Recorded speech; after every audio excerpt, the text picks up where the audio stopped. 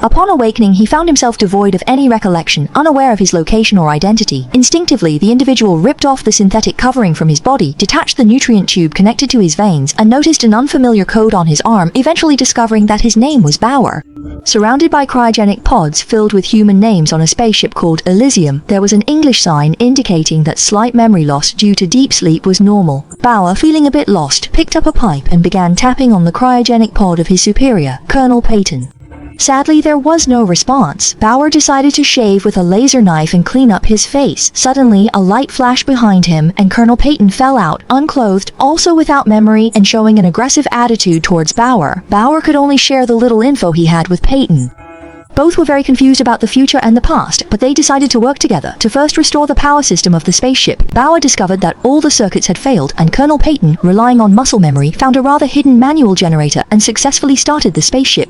The two of them cheered excitedly. Peyton sent a distress signal to the satellite squad, but there was still no response. Instead, the ship began to shake violently. Bauer speculated that the reboot of the power system might have caused damage to the electrical grid. Colonel Peyton had a very bad feeling and suggested that they leave the cage that was holding them as soon as possible. Bauer climbed up through the ventilation duct and immediately saw the problem with the spaceship. Unless the power grid is fully restarted, these reactors won't be able to work. Peyton was amazed and asked Bauer how he knew so much, but Bauer said he didn't know. He couldn't even remember his job position, yet he could accurately assess the spaceship's condition like a professional technical engineer, suggesting he might have done this kind of work before. Bauer quickly climbed to a narrow opening, feeling suffocated by the surrounding equipment. Peyton asked him to return. Bauer looked into the seemingly bottomless dark opening with some despair, unable to even turn around. Peyton reassured him not to worry, as they had been asleep in the cryo chamber for 8 years and wouldn't be overwhelmed by a small ventilation duct. Bauer was confused about how Peyton concluded it had been 8 years. Peyton checked his identification number and realized he was part of the 5th Army. Based on his memory, the ship usually rotated shifts every 2 years, suggesting they might be on some kind of mission.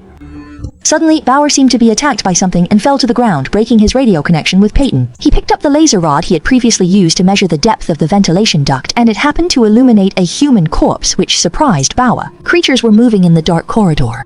Bauer chased him to the end, trying to negotiate, but only saw a corpse in an even more gruesome state. The body was hanging by a thread, and before Bauer could react, he was tackled by a woman. She held a small knife to Bauer's artery, threatening him to take off his protective suit and clothes. Bauer quickly said he was the pilot of this spaceship, but the woman showed no sign of stopping. Just then, a strange sound came from behind, and the woman ran off without looking back. Bauer sensed the danger, found a place to hide, and then he saw the most terrifying scene of his life. A fish-headed, green slime-covered humanoid creature was prowling in the corridor, adorned with sharp barbs. The creature viciously butchered the corpse and subsequently dragged its meal away, leaving Bauer to manage his overwhelming fear. Colonel Peyton's voice suddenly came through the headphones, indicating the communication equipment was repaired, startling Bauer into covering his mouth to avoid the creature discovering him. It turned out Peyton was in the control room searching for clues, and as his memory gradually returned, he recalled why he came aboard the spaceship. In 2174, Earth's resources were exhausted, leaving just 2.5 billion people. Spaceships sought new human habitats. Nitan, a newly found planet, was rich in resources, had a good temperature and plenty of water, prompting a formal human migration plan. Peyton and Bauer were pilots from the same batch that boarded the Elysium. However, they are unsure what went wrong with the ship, as it seems to have been invaded by alien creatures. After the creature left, Bauer found the armory and equipped himself with a laser gun, while Peyton continued in the main control room. They must plan the best route to rescue the large group on the spaceship that hasn't woken up yet. However, Bauer remembered another important thing. Soldiers in deep sleep are very likely to suffer from a disorder that can cause mental instability and a lot of hallucinations. There was once a team member who, due to a disorder, made a crazy move during space travel by evacuating 5,000 residents with just one button, sending them into the cosmic abyss.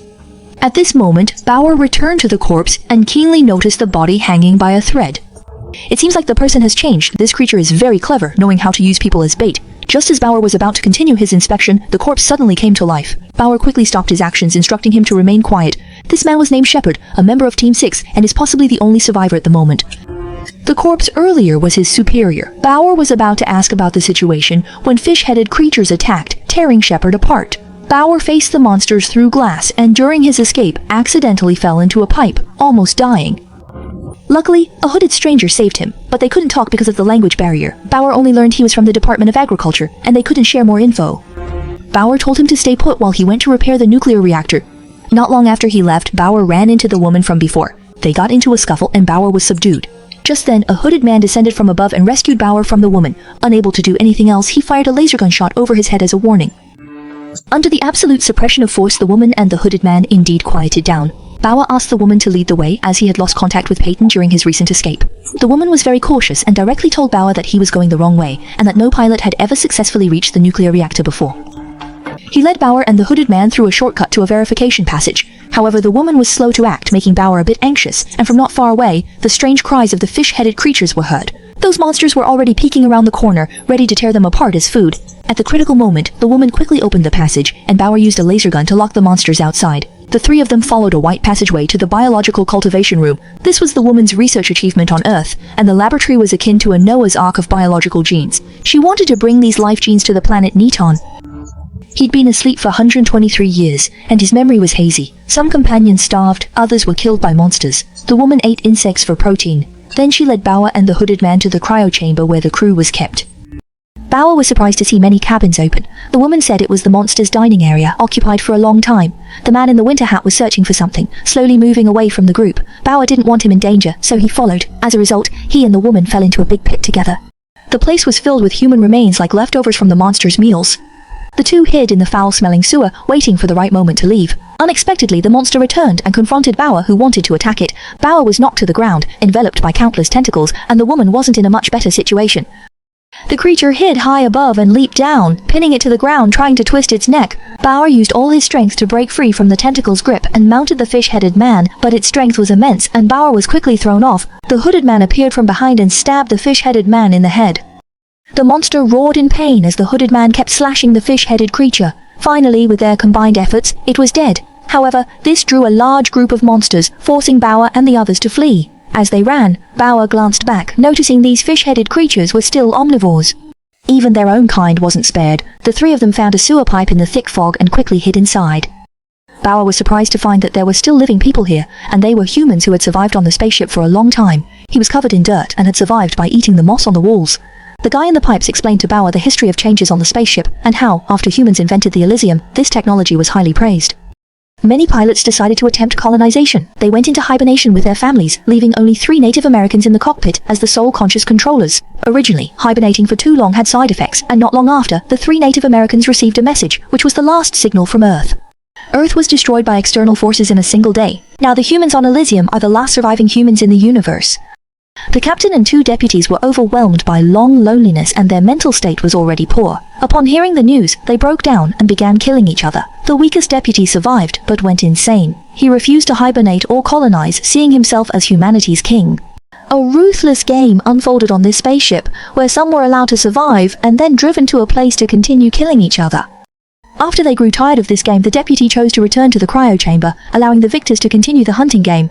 Bauer was greatly shocked upon hearing this, slowly realizing that the pipe guy was likely one of those victors. Unfortunately, they were a step too late, and the 3 of them had already fallen into the pipe guy's trap, being used as his backup food. As a pilot, Bauer's sense of duty made him conflicted. He said he understood that the pipe guy's actions weren't his fault, he just wanted to survive. But now, things are different, and maybe they can change everything, or else this spaceship will be doomed soon.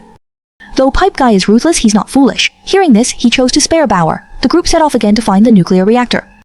Along the way, fish-headed people were everywhere. The woman, a bio-expert, guessed these might be mutated humans due to enzymes from nitons causing changes. The fish-headed people could even reproduce. Bauer slipped crossing an iron bridge. He wore a fish-headed person's skin suit to hide his human scent.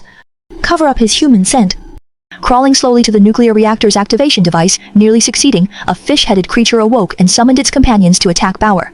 Bauer narrowly escaped on the stairs and activated the reactor, eliminating nearby monsters. The group was relieved to have hunted down the remaining fish-headed creatures. Bauer and the woman went to the main control room to look for Colonel Peyton, only to find that something was amiss. The colonel had been completely taken over by the after effects of deep sleep, turning him into a madman. Not only did he harm the pipe guy, but he also attempted to preach to Bauer, urging him to embrace a new world. Bauer was bewildered and ended up fighting with Colonel Peyton.